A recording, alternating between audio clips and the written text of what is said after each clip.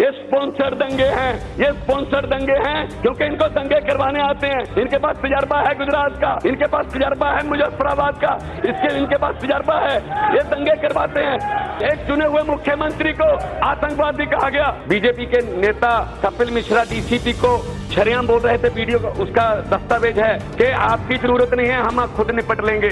उसको उसी वक्त क्यों नहीं गिरफ्तार किया गया? मुझे एक बात की समझ नहीं आई। सत्ता पक्ष कांग्रेस पक्ष के शासन के दंगे गिना रहा है, इधर वाले उनके दंगे गिना रहे हैं। ये कोई मुकाबला नहीं है कि किसके शासन में कितने दंगे हुए। दंगे चाहे बीजेपी के शासन में हो चाहे कांग्रेस के शासन में हो, उसमें मरता इंसान है। तो जो दिल्ली में हुआ पूरे देश ने देखा। बीजेपी के नेता कपिल मिश्रा डीसीपी को शरेआम बोल रहे थे, वीडियो उसका दस्तावेज है कि आपकी जरूरत नहीं है, हम खुद निपट लेंगे। उसको उसी वक्त क्यों नहीं गिरफ्तार किया गया? उसको उसी वक्त उस पर एफआईआर क्यों नहीं की गई? और 3 दिन तक दिल्ली की पुलिस क्या कर रही थी? जब दिल्ली की पुलिस ने आम आदमी पार्टी के किसी एमएलए पर कुछ झूठा मुकदमा करना होता है तो एकदम से आ जाते हैं आधे घंटे में। चुने हुए मुख्यमंत्री के घर पे छापा मारने आधे घंटे में पहुंच जाते हैं, चुने हुए मुख्यमंत्री के दफ्तर में पहुंच जाते हैं, तब बड़ी तेजी दिखाते हैं। इस वक्त 3 दिन क्यों लावार छोड़ दिया गया दिल्ली के जमुना पार इलाके को? पहले 84 में 3 दिन फौज नहीं गई थी, अब 3 दिन पुलिस नहीं गई। देखिए, हिंदू भी मरे हैं,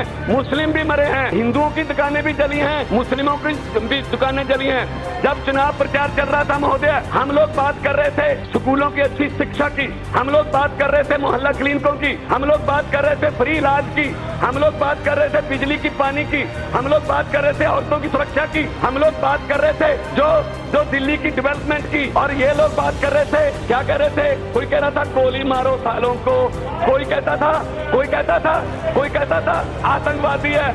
एक चुने हुए मुख्यमंत्री को आतंकवादी कहा गया और कपिल मिश्रा कह रहा था इंडिया वर्सेस पाकिस्तान है। क्या ये कोई मैच हो रहा था? अगर गृह मंत्री कह रहे हैं इतनी जोर से बटन दबाओ करंट शाहीन बाग तक जाए, अगर गृह मंत्री ने बोलना ही था तो ये कहते कि इतनी जोर से बटन दबाओ करंट आम आदमी पार्टी को लगे, करंट कांग्रेस को लगे। ये शाहीन बाग का क्या मतलब हुआ? ये इन्होंने कानून बनाया है और अरविंद केजरीवाल को कह रहे हैं आप वहाँ शाहीन बाग क्यों नहीं गए? भाई कानून तो आपने बनाया है, विरोध आपके कानून का हो रहा है, तो हमारा क्या उसमें लेना देना? पुलिस तो हमारे पास भी नहीं है ना। मैं ये कहना चाहता हूँ, एक ही रंग के पत्थर, लाल रंग के पत्थर, एक ही रंग के पत्थर है पूरे इलाके में, एक ही रंग की गुलेल है। बाहर से गुंडे लाए गए, उनको एक स्कूल में ठहराया गया, उनके खाने पीने का प्रबंध किया गया और वो रात को आते थे काम करके अपना फिर सुबह चले जाते थे।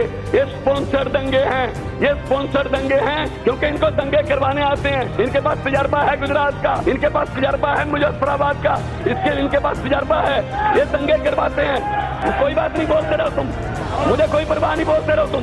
अभी तक गृह मंत्री वहां नहीं गए। योगी जी मुख्यमंत्री, एक चुना हुआ मुख्यमंत्री यूपी के योगी जी यहाँ पे आके कह रहे हैं अरविंद केजरीवाल आतंकवादी है। अध्यक्ष महोदय मुझे ये बता दीजिए, क्या कोई आतंकवादी स्कूल बनाता है? क्या कोई आतंकवादी मोहल्ला क्लिनिक खुलवाता है? क्या कोई आतंकवादी किसी फौजी जवान की शहादत पर और जब किसी दिल्ली के पुलिस वाले की ड्यूटी दौरान शहादत के बाद 1 करोड़ रुपए का चेक लेके जाता है? तो दिल्ली वालों ने बता दिया इलेक्शन में कि अरविंद केजरीवाल आतंकवादी नहीं, उनका बेटा है, उनका भाई है। और मैं कंपनसेशन की बात करता हूँ सर, 10 लाख रुपया दिल्ली गवर्नमेंट उनको दे रही है जिनके यहाँ मौत हो गई और 5 लाख रुपए पर फ्लोर जिनके घर जल गए।